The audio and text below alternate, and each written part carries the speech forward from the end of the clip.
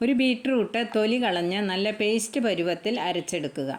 അതിലേക്ക് 3 ഗ്ലാസ് വെള്ളം ചേർത്ത് അരിപ്പയിലൂടെ അരിച്ച് ഒരു പാനിലൊഴിച്ച് അയമോദകം, കുരുമുളക്, ഉപ്പ്, കായം, കുറച്ച് എള്ള് ഇതെല്ലാം ഇട്ട് ഒരു 5 മിനിറ്റ് തിളപ്പിക്കുക.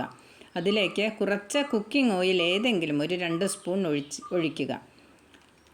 അതിനുശേഷം കുറച്ച് 1.5 ഗ്ലാസ് റവ ഇട്ട് നന്നായി ഇളക്കി ഒരു ഉപ്പുമാവ് പരുവത്തിൽ ആക്കിയെടുക്കുക.